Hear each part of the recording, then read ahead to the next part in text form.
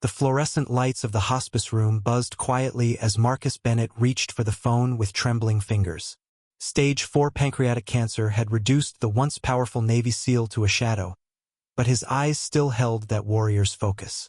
He'd survived 3 tours in Afghanistan, 17 classified operations, and more firefights than he could count.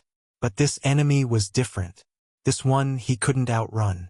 "I need to find him," Marcus whispered to his younger sister, Sarah Bennett, who sat beside his bed. "Before it's too late." Sarah squeezed his hand, confused. "Find who, Marcus?" "Thor." The name came out like a prayer. "My K9 partner. I left him behind, Sarah. I left him, and I never—" His voice cracked, and Sarah watched her brother, this decorated war hero who'd never shed a tear at their father's funeral, begin to weep. "We'll find him," she promised, having no idea if that was even possible. "We'll bring him home." But what Sarah didn't know, what nobody could have known, was that Thor had been looking for Marcus too. And the journey that Dog had taken to find his handler would break every rule about what animals were supposed to be capable of. The question wasn't whether they'd find each other. It was whether they'd both survive what came next. If you're not subscribed yet, you need to hit that button right now. Because what happens when Sarah starts her search is going to make you question everything you thought you knew about loyalty. And if you miss what happens in the next chapter, you're going to regret it. Subscribe. Don't let this story pass you by. 6 years earlier, Marcus Bennett had been a different man. At 32 years old, he was in the prime of his military career, a senior chief petty officer leading special operations in Afghanistan's most dangerous regions. But it wasn't the missions that defined those years. It was the 70-pound Belgian Malinois named Thor who worked beside him. Thor wasn't just a military working dog. He was Marcus's early warning system, his guardian, his brother in arms. Together, they'd cleared over 200 buildings, located 16 IED caches, and saved countless lives. Thor could smell danger from 50 yards away. He'd alerted to ambushes before they happened. He'd taken shrapnel meant for Marcus's squad. But the bond went deeper than tactical efficiency. In the long, quiet hours between operations, Marcus would sit with Thor under the Afghan stars and talk about his ex-wife Jennifer, who'd left him for a civilian life he couldn't give her. About his father, a Vietnam veteran who died believing Marcus was wasting his life in uniform. About the weight of sending young men into situations where not everyone came home. Thor would rest his head on Marcus's leg and listen. Just listen. Never judging. Never leaving. Marcus told that dog things he'd never told another human soul. "You're the only one who gets it, boy," Marcus would whisper, scratching behind Thor's ears. "The only one who understands why we do this." And Thor's amber eyes would look back with something that transcended training. Something that looked a lot like love. But then came the mission that changed everything. It was supposed to be a routine extraction. Get in, retrieve the intelligence package, get out. But intelligence was wrong. The compound wasn't abandoned. It was a trap. Thor alerted 30 seconds before the ambush. 30 seconds that saved 6 American lives. But in the chaos of the firefight, an RPG hit the vehicle Marcus and Thor were taking cover behind. The explosion threw Marcus 15 feet. When he came to, his left leg was shredded, and Thor was dragging him by his vest toward safety, even as bullets tore up the ground around them. The medevac helicopter arrived 8 minutes later. 8 minutes that felt like 8 hours. Marcus was losing blood fast. The medics were screaming at each other. Someone was shouting about traumatic amputation protocols. "Thor," Marcus kept saying, trying to see through the haze of shock. "Where's Thor?" "The dog's fine, Chief," someone told him. "He's right here. But we gotta go now." The last thing Marcus remembered before they sedated him was Thor's face, pressed close to his, whining. Those amber eyes locked on his handler's face. "I'll come back for you," Marcus whispered. "I promise, boy. I'll come back." But promises made in blood and chaos have a way of becoming ghosts that haunt you. Marcus woke up 3 days later in Landstuhl Medical Center in Germany. His left leg was gone below the knee. His military career was over. And Thor was still in Afghanistan, reassigned to another handler because Marcus Bennett was no longer fit for duty. It's standard protocol, the Navy liaison officer explained. The dog needs to work. He's a military asset. He'll be taken care of. But Marcus couldn't explain the hollow feeling in his chest. The sense that he'd abandoned the one being who'd never abandoned him. He'd made a promise, and he'd broken it. The guilt ate at him like acid for 6 years. Back in the present, Sarah Bennett sat in the hospice room with her laptop open, trying to understand the labyrinth of military bureaucracy. Marcus had slipped into sleep after their conversation. His breathing shallow and labored. The doctors had given him weeks, maybe a month if they were lucky. She opened a new browser window and typed, "How to find retired military working dog." The results were overwhelming. Adoption programs, memorial websites, congressional testimony about how thousands of military dogs were left behind overseas, euthanized, or lost in administrative limbo. Sarah's heart sank. But she'd made a promise to her brother. And Bennett's didn't break promises. She started making calls. First to the Navy, where she was transferred 7 times before reaching someone in the Military Working Dog Program office. "Ma'am, I understand your brother's situation." The voice on the phone said, sympathetic but firm, "But K9 records are classified. We can't just release information about a dog's whereabouts, especially one that worked in special operations." "He's dying," Sarah said, her voice breaking. "He just wants to see his partner one last time." "I'm sorry." "My hands are tied." She tried the Mission K9 rescue organization. They were kind, but they had no record of a dog named Thor from Marcus's unit. She tried veteran advocacy groups, congressional offices, even private investigators who specialized in finding lost pets. Nothing. 3 days of dead ends. 3 days of watching her brother fade a little more each morning, asking the same question, "Did you find him yet?" Then, on the 4th day, Sarah got a call from an unlisted number. "Ms. Bennett? My name is Robert Chin. I served with your brother in Afghanistan. I heard through the network you're looking for Thor." Sarah's heart jumped. "Yes. Do you know where he is?" There was a long pause. "I know where he was 6 months ago. But Sarah, you need to understand something. What I'm about to tell you, it's going to sound impossible, and you're going to want to verify it yourself before you say anything to Marcus." "What do you mean?" "Thor was retired from service 3 years ago. He was adopted by a family in Colorado. Good people. But 2 months after the adoption," Robert Chen's voice grew quiet, "the family reported him missing. He escaped their yard one night and disappeared. Nobody's seen him since." Sarah felt her hope deflate. "So he's gone." "That's what I thought too. But last week, I got a call from a friend who works animal control in Nevada. They picked up a stray Malinois with military tattoos. Aggressive, half-starved, wouldn't let anyone near him. They scanned his chip and it came back to the military database, restricted information. But my friend got a name before the file was locked. Thor." Sarah could barely breathe.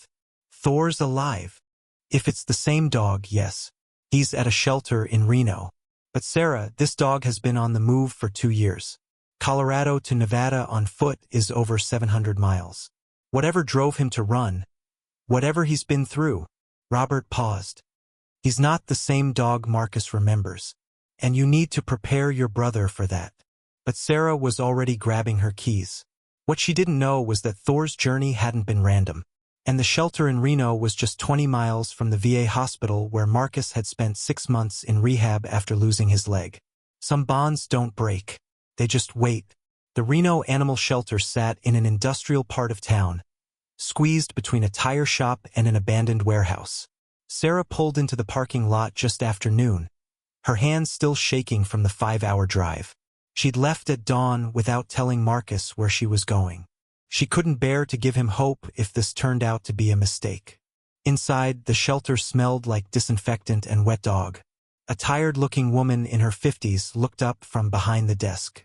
Her name tag read, "Patricia Valdez, Director." "Help you?" Patricia asked. "I'm looking for a dog that was brought in recently. A Belgian Malinois. Military background. Patricia's expression shifted immediately. Guarded. You're not the first person to come looking for that animal. What do you mean? Patricia sighed and gestured for Sarah to follow her past the adoption kennels, past the quarantine area, to a section marked restricted access. We put him back here because he was scaring the volunteers, Patricia explained. He's not aggressive in the attack sense, but he's haunted. Won't eat unless we leave the food and walk away. Won't let anyone touch him. Paces his kennel 20 hours a day. I've been doing this work for 30 years, and I've never seen a dog carry trauma like that. They stopped in front of a large kennel at the end of the hall. Inside, a Belgian Malinois stood at rigid attention, his ears forward, his eyes locked on the door as if he'd been waiting for someone specific to walk through it. Sarah's breath caught. The dog was thin, his coat patchy, his muscles visible beneath the skin. But those amber eyes, Marcus had described those eyes 1,000 times. Thor, Sarah whispered. The dog's head snapped toward her voice. His entire body went still. How do you know his name? Patricia asked sharply. Because that's my brother's dog. Sarah moved closer to the kennel, kneeling down. Thor, do you remember Marcus? Marcus Bennett. At the sound of Marcus's name, Thor's ears flattened back. He took one step forward, then another until he was pressed against the kennel door. A low whine escaped his throat. Not aggressive, but desperate. Searching. He's looking for someone, Patricia said quietly. He's been looking since the moment he got here. How long has he been traveling? Sarah asked. Patricia checked her tablet. Based on the condition he was in when animal control found him, and the route patterns they traced from sightings, at least 18 months, maybe 2 years. He's crossed 3 states on foot. Sarah felt tears burning her eyes. He's been trying to get home, but Patricia's expression was grave. Ms. Bennett, I need to be honest with you. This dog is severely traumatized. I don't know what he went through out there, but reintegration into a home environment, even with his original handler, is going to be extremely difficult. Maybe impossible. Some dogs, they carry the war with them forever. They never come all the way back. Sarah stood, her decision made. Can I take him? Not today. State law requires a 72-hour hold for strays, and we need to complete the behavioral assessment. But, Patricia looked at Thor, then back at Sarah. If your brother is who you say he is, and if he can prove ownership through military records, I'll do everything I can to expedite this. When can he come in? Sarah's voice was barely a whisper. He's in hospice. He has weeks to live. Patricia's face fell. For a long moment, the only sound was Thor's pacing, his nails clicking against the concrete floor. Then we don't have time for bureaucracy, Patricia finally said. Give me 24 hours to make some calls. Bring your brother tomorrow, and pray this dog recognizes him. But as Sarah turned to leave, she saw something that stopped her cold. Thor had stopped pacing. He was sitting now, perfectly still, staring at the door Sarah had come through. The same way he'd waited in Afghanistan. The same way he'd been trained to wait for his handler to return from every mission. He was waiting for Marcus, and somehow he knew Marcus was coming. You need to subscribe right now, because what happens when Marcus and Thor finally see each other again isn't what anyone expected. The doctors said this reunion could kill Marcus. Sarah had to make a choice that would haunt her forever. And you need to see what happens next. Hit subscribe. This story is about to break your heart. Marcus knew something was happening. Sarah had been different since her mysterious trip yesterday, nervous, distracted, unable to meet his eyes for more than a few seconds. Now, at 11 p.m., she sat beside his bed in the hospice room, holding his hand. You found him, Marcus said. It wasn't a question. Sarah's eyes filled with tears. I found him. Marcus closed his eyes, and for the first time in weeks, Sarah saw something like peace settle over her brother's face. Where is he? Reno. At a shelter. Marcus, I need to prepare you. He's been through something. He's not. I don't care. Marcus opened his eyes, and there was steel in them despite the morphine drip, despite the cancer eating him alive. I don't care what shape he's in. I broke a promise 6 years ago. I'm not dying without keeping it. The doctor said the trip could. Sarah. Marcus squeezed her hand with what little strength he had left. I've been dying for 6 months. One more day won't change that. But dying without seeing him again? That's not dying. That's torture. Please. Sarah thought about the haunted dog pacing in that kennel. She thought about her brother, fading a little more each day. She thought about promises and loyalty and whether love was enough to bridge 6 years and 700 miles and all the trauma in between. I'm taking you tomorrow, she finally said. But Marcus, you need to understand. The shelter director said Thor might not be the same dog you remember. The trauma. Sarah. Marcus's voice was gentle now. That dog pulled me out of hell when I was bleeding out. He stayed with me when everyone else was shooting. If he's broken now, that's partly on me. I owe him this, even if he doesn't remember me, even if he can't forgive me for leaving him behind. Neither of them slept that night. Down in the hospice parking lot, Sarah sat in her car and called Patricia Valdez. We're coming tomorrow, Sarah said. Whatever happens, happens. Patricia was quiet for a moment. I need to tell you something. After you left today, I went back to check on Thor. He was still sitting by the door, waiting. I've seen a lot of dogs in my career, but I've never seen one wait like that. Like he knew. Like he could feel that his person was close. Do you think he'll remember Marcus? Ms. Bennett, dogs don't forget. That's their gift and their curse. The question isn't whether Thor remembers your brother. The question is whether the dog Thor became in the last 2 years will let Marcus close enough to matter. The ambulance service wanted $3,000 to transport a hospice patient to Reno for a non-medical visit. Sarah didn't have $3,000. So at 6 a.m., she recruited 2 of Marcus's Navy buddies, James Ortega and David Walsh, to help move her brother into the back of her SUV, where they'd converted the rear seats into a makeshift bed with pillows and blankets. This is insane, the hospice nurse whispered to Sarah as they wheeled Marcus out. His oncologist is going to lose his mind. My oncologist can file a complaint with the Navy, Marcus said from the wheelchair, a weak smile on his face. I've survived worse than a car ride. But an hour into the drive, Marcus's breathing grew labored. His skin took on a grayish tone. Sarah kept glancing in the rearview mirror, her heart pounding. Marcus, talk to me. How are you feeling? Like I'm about to see my best friend, Marcus said quietly. Tell me about him. What did the shelter say? So Sarah told him. About Thor's escape from his adoptive family. About the 2-year journey across 3 states. About the way he paced his kennel, searching for something he couldn't name. He was looking for you, Sarah said. The whole time. He was trying to get home. Marcus was quiet for a long time. When he finally spoke, his voice was thick with emotion. I used to tell him about Reno, when we were deployed. I'd talk about the VA hospital where I did my rehab, about the mountains, about the high desert. I'd tell him that's where I was from. That's where home was. He paused. You think he understood? You think he heard me? Marcus. Dogs don't understand geography. Sarah, that dog crossed 700 miles of wilderness. Against every instinct. Against every survival mechanism. You're telling me that's random? Sarah didn't have an answer for that. They pulled into the shelter parking lot at 9:30 a.m.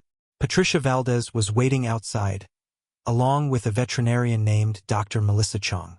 Before we do this, Patricia said as they helped Marcus into a wheelchair, Dr. Chong needs to take some baseline vitals. If your stress levels spike too high, we're stopping immediately. Understood, Marcus said, though they all knew he'd agree to anything to see Thor. Patricia led them through the shelter, past the curious stares of volunteers, past the barking kennels, back to the restricted area where Thor waited. One more thing, Patricia said, stopping before they reached the kennel. We don't know how he'll react. He might not recognize you. He might be aggressive. He might shut down completely. Are you prepared for that? Marcus looked at his sister, then back at Patricia. I'm prepared for whatever he needs from me. Patricia nodded and opened the door to the restricted area. Thor was standing in the center of his kennel, perfectly still, facing the door they were about to walk through. Like he'd been waiting for this exact moment for 2 years. Subscribe right now if you're not already, because what happens in the next 60 seconds is going to destroy you. Marcus and Thor are about to face each other for the first time in 6 years. But will Thor remember? And what happens when he does? You need to see this. Hit that subscribe button before you go any further. They wheeled Marcus through the door, and time seemed to stop. Thor's head snapped toward the wheelchair. His amber eyes locked onto Marcus's face. For 3 heartbeats, nothing happened. The dog stood frozen, his ears forward, his entire body rigid with attention. Then Thor began to shake. "Marcus," Sarah whispered, alarmed. "Maybe we should." But Marcus was already moving. Ignoring the protests of the shelter staff, ignoring his sister's hands trying to stop him, he pushed himself up from the wheelchair using the armrests. His legs, one real, one prosthetic, wobbled beneath him. He took 1 step forward, then another. "Thor," Marcus said, his voice breaking. "Thor, it's me. I'm here. I'm so sorry I left you. I'm so sorry." Thor's shaking intensified. A sound came from deep in the dog's chest.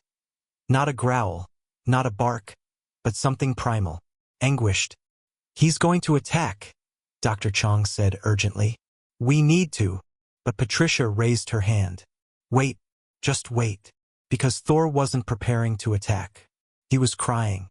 The sound that came from that dog was something none of them had ever heard before. A keening whine mixed with broken barks.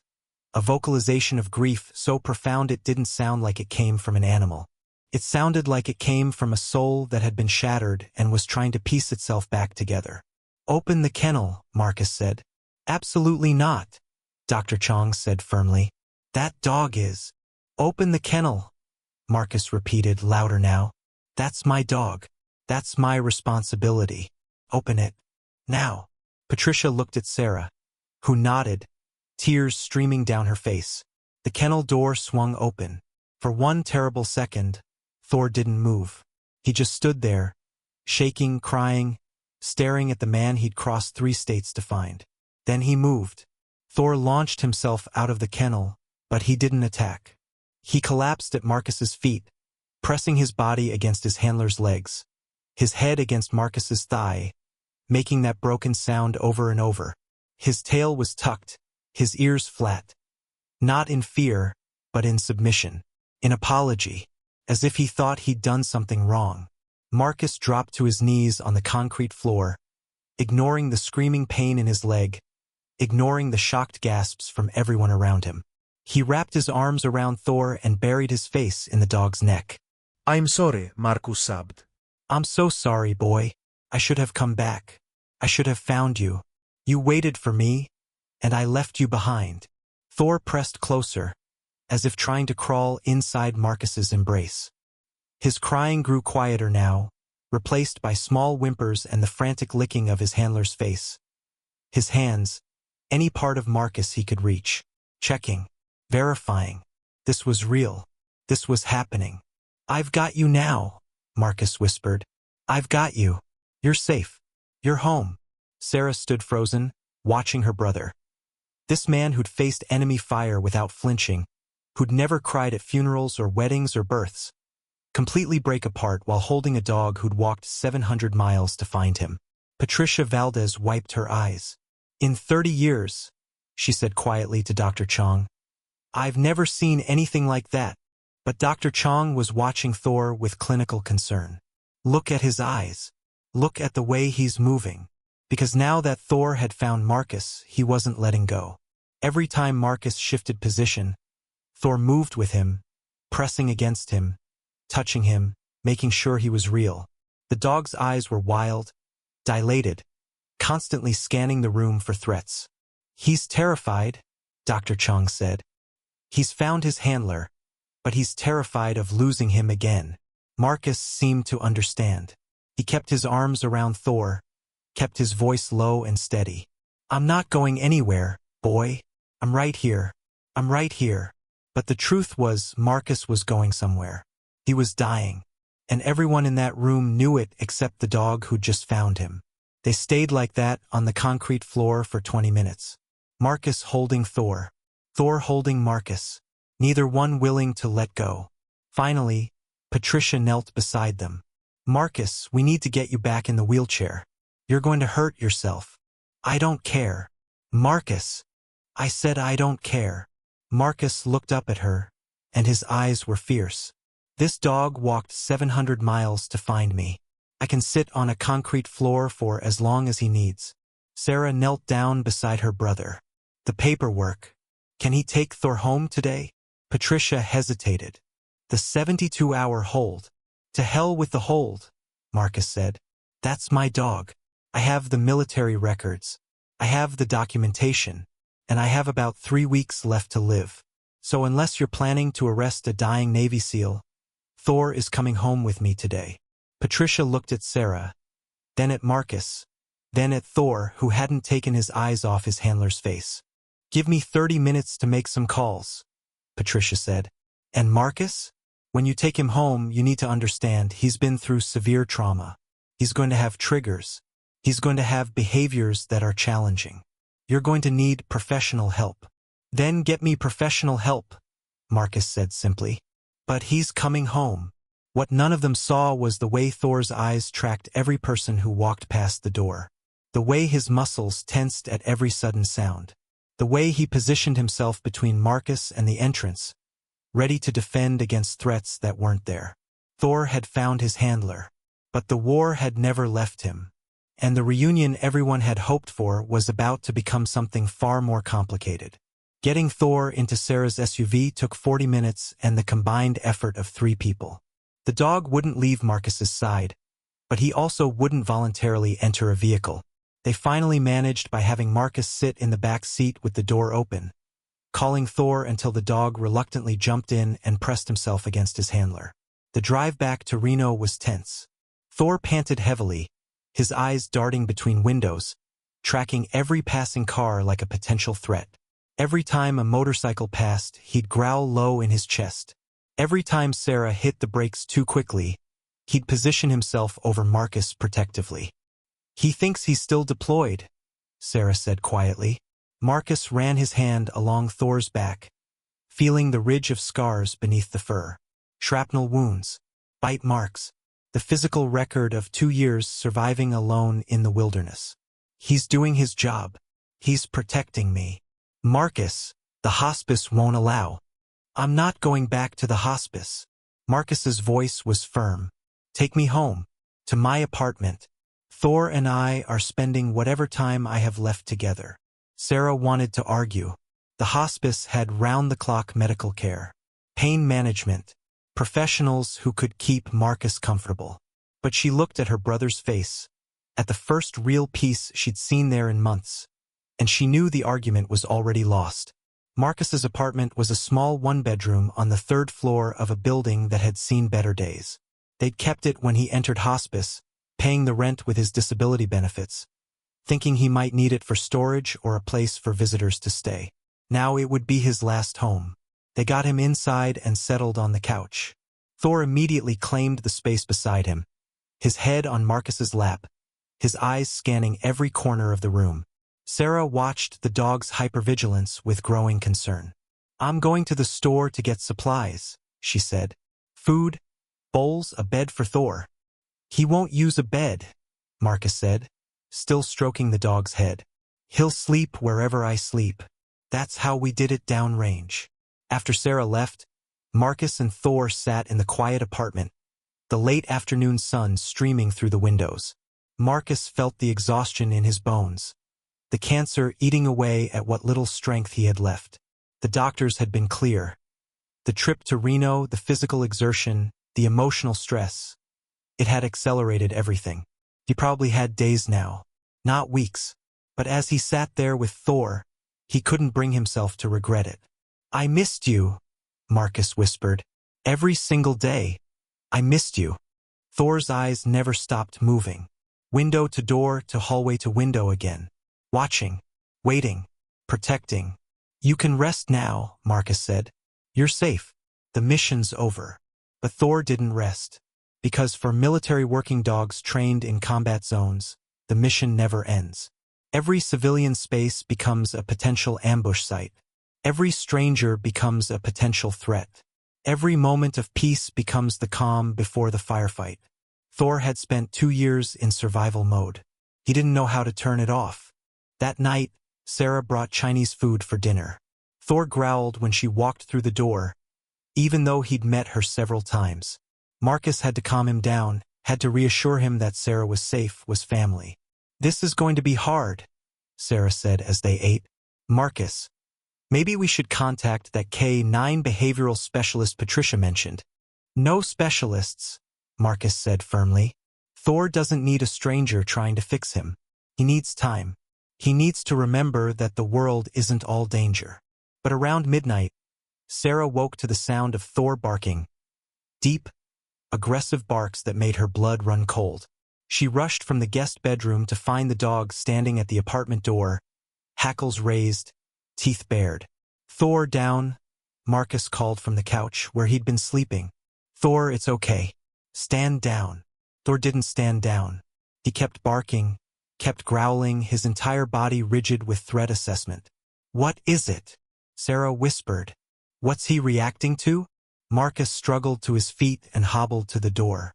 He looked through the peephole. "It's just the neighbor coming home from a late shift." Thor must have heard footsteps in the hallway. But Thor acted like there was an active shooter outside the door. It took Marcus 15 minutes to calm him down, using hand signals and command words from their deployment. Even then, Thor wouldn't settle. He positioned himself between Marcus and the door, still on high alert, still ready to engage. "He's protecting you," Sarah said. "He's reliving Afghanistan," Marcus replied quietly. "In his mind, we're still in that compound, still under fire, still in danger." Sarah watched as Marcus finally convinced Thor to lie down, though the dog's eyes never closed, never stopped tracking the shadows under the door. "How long can he live like this?" Sarah asked. "As long as he needs to," Marcus said. "He didn't give up on me. I'm not giving up on him." But privately, Marcus wondered the same thing. He'd seen combat veterans with PTSD so severe they couldn't function in civilian life. He'd seen men and women who flinched at fireworks, who couldn't sleep without nightmares, who carried the war with them every waking moment. Thor had all those symptoms and more, and Marcus had maybe a week to help him heal. If you haven't subscribed yet, you're missing the most important part of this story. Because what happens next is going to show you why some bonds can't be broken, even by death itself. Hit subscribe. You need to see how this ends. And trust me, you don't want to miss what happens in Chapter 10. Marcus woke at dawn to find Thor still awake, still on guard, eyes locked on the apartment door. The dog hadn't slept. Not a single minute all night. "Come on, boy," Marcus said, pushing himself up from the couch with effort. "Let's go for a walk." Sarah appeared from the guest room, alarmed. "Marcus, you can barely stand." "You're not."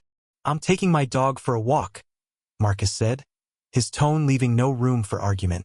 "You can come if you want, or you can stay here, but Thor and I are going."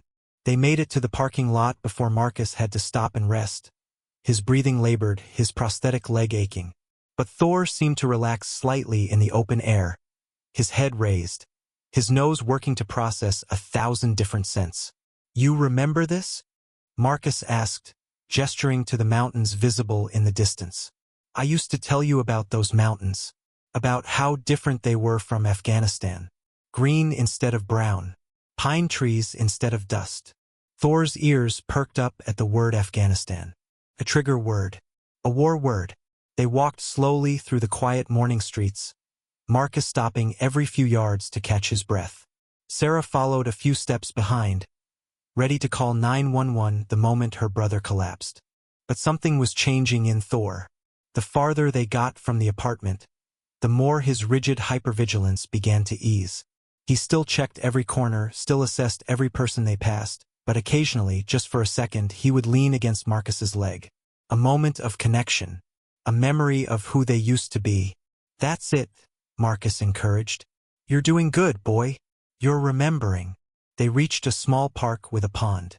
Marcus lowered himself onto a bench, exhausted, his skin gray. Thor sat at his feet, and for the first time since the shelter, the dog's tail wagged. Just once. Just barely. But it was there. "I should have fought harder to keep you," Marcus said quietly. "When they told me you were being reassigned, I should have argued. I should have filed paperwork, pulled strings, done something. But I was so messed up after losing my leg. So angry at everything. I took the easy way out. I let them take you." Thor looked up at his handler, and in those amber eyes, there was something that looked like forgiveness. "You know what the worst part was?" Marcus continued. "I convinced myself you'd be better off without me. That you'd be happier with a handler who wasn't broken, who could still do the job. But that was a lie. I was just scared. Scared that you'd see me the way I saw myself, as half a man who wasn't worth loving anymore." Sarah stood a few feet away, giving them space, tears streaming down her face. "But you didn't give up on me," Marcus said. "You walked 700 miles because you knew something I forgot. That love doesn't need two working legs. That loyalty doesn't care about prosthetics or cancer or any of the things that make us feel broken."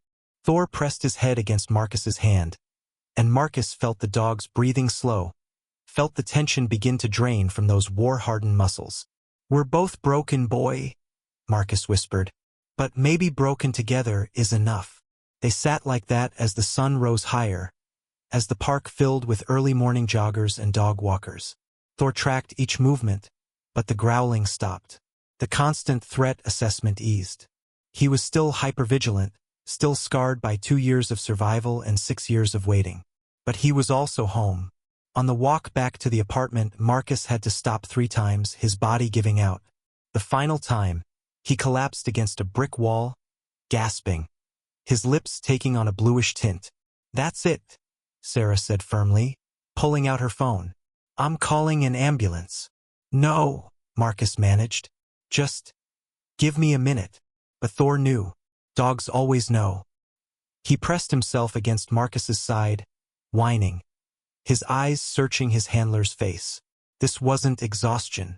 This was something ending. "It's okay," Marcus told him, his hand trembling as he stroked Thor's head. "It's okay, boy. We made it. We got our walk. We got our time." By the time they made it back to the apartment, Marcus could barely stand. Sarah helped him to the couch, where he collapsed, his breathing shallow and rapid. She wanted to call hospice, wanted to get him back to professional care. But one look at her brother's face told her he'd made his choice. He was staying here, with Thor, until the end. The next 3 days blurred together in a haze of pain medication and small moments of grace. Marcus slept more than he was awake, his body shutting down system by system. But every time he opened his eyes, Thor was there, right beside him, watching. Sarah had moved into the apartment full-time now, sleeping on the floor beside the couch so she could monitor her brother through the night. She watched as the dynamic between Marcus and Thor slowly shifted. Thor stopped pacing. He stopped scanning for threats every 5 seconds. Instead, he became completely focused on Marcus. When Marcus was awake, Thor would rest his head on his handler's chest, listening to the heartbeat. When Marcus slept, Thor would lie beside him, matching his breathing. "He knows," Sarah whispered to the hospice nurse who'd agreed to make house calls. "He knows Marcus is dying." The nurse, a woman named Gloria who'd seen hundreds of patients in their final days, nodded. "Animals always know. They can sense the changes we can't see. The chemical shifts. The body preparing to let go." On the 4th night, Marcus woke at 3 a.m. with a clarity he hadn't felt in weeks. The fog of medication had lifted temporarily, giving him one last window of lucidity. Thor's head was on his chest, those amber eyes locked on his face. "Hey boy," Marcus whispered. "I need to tell you something." Thor's ears perked forward, attentive. "When I'm gone, Sarah's going to take care of you. She's good people. She'll keep you safe. But I need you to understand something." Marcus's voice was getting weaker, but he pushed on. "You did your job.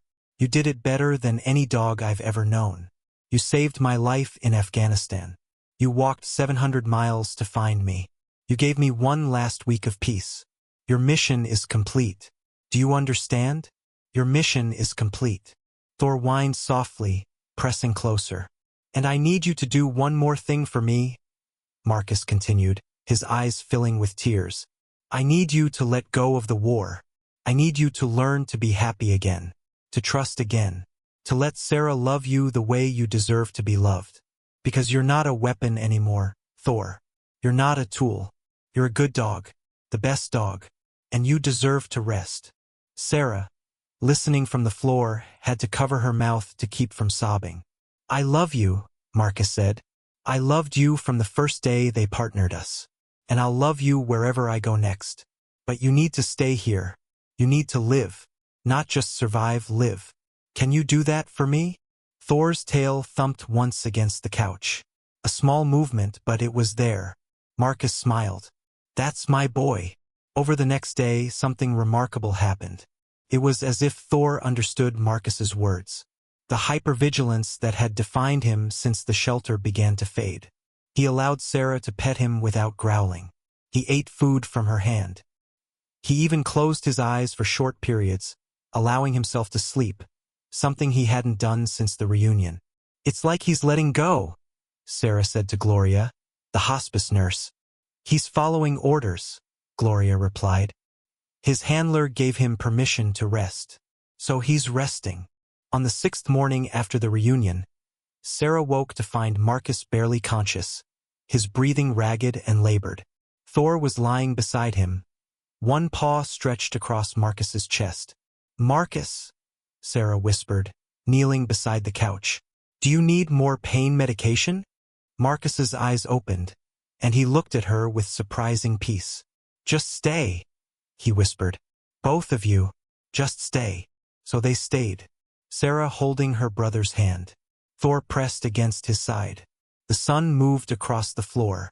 The sounds of the city filtered through the windows.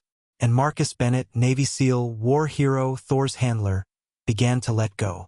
Sarah, he whispered at one point, his voice barely audible. Thank you for finding him, for bringing him home. You both deserve to find each other, Sarah said, tears streaming down her face. Marcus turned his head slightly, looking at Thor one last time. The dog's amber eyes met his, and in that gaze, there was understanding, completion, peace. Good boy, Marcus whispered. Such a good boy. Those were his last words.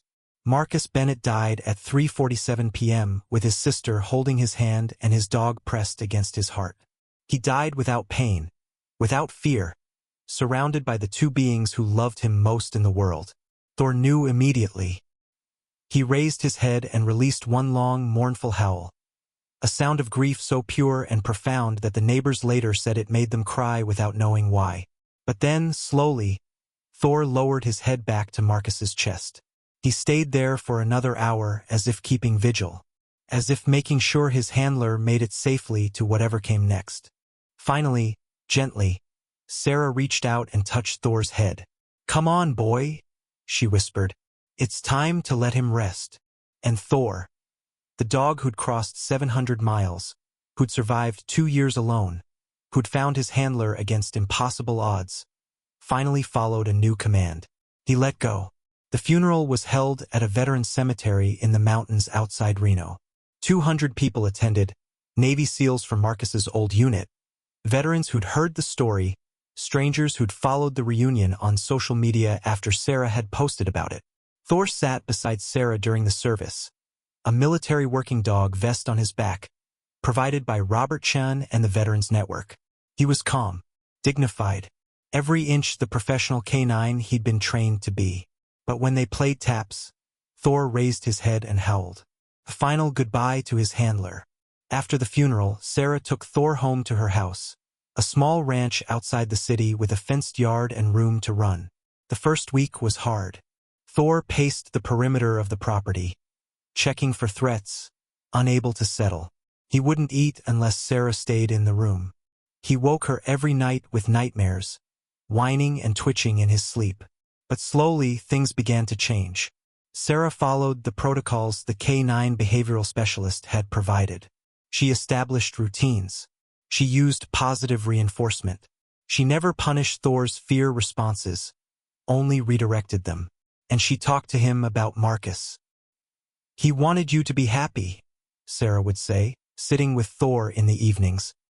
"He wanted you to learn how to be a dog again, not just a soldier." 2 months after Marcus died, Thor played with a tennis ball for the first time. Just for a few seconds, chasing it across the yard before the old hypervigilance kicked in and he went back to scanning for threats. But it was progress. 6 months after Marcus died, Thor slept through his first full night. A year after Marcus died, Thor let Sarah's boyfriend, Tom, pet him without growling. The trauma didn't disappear. Thor still flinched at loud noises. He still tracked every stranger with suspicious eyes. He still had bad days where the war came back and he couldn't function. But he also had good days. Days where he would run in the yard just for the joy of running. Days where he would curl up next to Sarah on the couch and actually relax. Days where his tail would wag when she came home from work. Thor was learning to live again. Sarah kept Marcus's ashes in a wooden box on her mantel, next to a photo of him and Thor in Afghanistan. Both of them younger, unbroken, before the war had taken its toll. Sometimes she would catch Thor sitting in front of that photo, staring at it as if he could see something she couldn't. "He's still watching over you," Sarah would tell him. "He's proud of you." And Thor's tail would thump once against the floor. A small movement, but it was there. Sarah Bennett stood in front of a group of 30 veterans at the VA hospital in Reno, Thor sitting calmly at her side. She'd been giving this presentation for 6 months now, part of a program helping veterans understand and cope with K9 PTSD. "This is Thor," Sarah said, gesturing to the dog. 2 years ago, he was so traumatized he couldn't function in civilian life. He'd spent 2 years walking 700 miles to find his handler, my brother Marcus, who was dying of cancer. When they reunited, Thor was hypervigilant, aggressive, unable to sleep. Everyone said he'd never recover. She paused, looking down at Thor, who was watching the veterans with calm, intelligent eyes. Still alert, still professional, but no longer consumed by fear. "But here's what I learned from my brother and from Thor," Sarah continued. "Healing isn't about forgetting the war. It's about learning to carry it differently. Thor still has triggers. He still has bad days. But he also has good days. And the good days are starting to outnumber the bad." After the presentation, several veterans approached to meet Thor. The dog allowed them to pet him, even leaned into their touch when they thanked him for his service. One veteran, a Marine named David who'd lost both legs in Fallujah, knelt down to Thor's level. "How'd you do it, boy?" he asked quietly. "How'd you find your way home?" Thor looked at David with those amber eyes, and Sarah answered for him. "He didn't give up," she said, "even when it would have been easier, even when the journey seemed impossible. He just kept putting one paw in front of the other, because that's what you do when you love someone. You find a way." David wiped his eyes and nodded. "Your brother was lucky to have him." "They were both lucky to have each other," Sarah replied. That evening, Sarah took Thor to the mountains, to the spot Marcus had told them about during his last days. A clearing with a view of the high desert, where the air was thin and clean and you could see for miles. "This is where Marcus wanted to be," Sarah told Thor, releasing some of Marcus's ashes into the wind. "He said this is where he felt free." Thor watched the ashes scatter across the landscape, his head tilted, his ears forward. For a moment, he was perfectly still, as if listening to something Sarah couldn't hear. Then he did something he'd never done before. He relaxed completely. His ears softened. His body loosened. His tail wagged in wide, happy arcs. And he looked up at Sarah with an expression that could only be described as peace. "He's free," Sarah said, her voice breaking. "And so are you, Thor. You're both free." They stayed in that clearing until sunset, dog and woman, grieving and healing and learning how to carry forward the love of a man who taught them both what loyalty really meant. Marcus had gotten his final wish, to see Thor one last time, to make things right, to give his best friend permission to rest. But the real gift had been Thor's. The dog who'd walked 700 miles had taught everyone who heard his story a simple truth. Love doesn't measure distance. It doesn't calculate odds. It doesn't give up. It just keeps walking, one paw at a time, until it finds its way home. If the story moved you, if it made you believe in the power of loyalty and love, hit that subscribe button right now. Share the story with someone who needs to hear it, and leave a comment telling us about the animals in your life who never gave up on you. Because stories like Thor and Marcus's deserve to be remembered. They deserve to be celebrated. And they deserve to remind us all what it means to keep our promises, no matter how impossible the journey seems. Subscribe, share, and never forget, some bonds can't be broken. Not by distance, not by time, not even by death itself.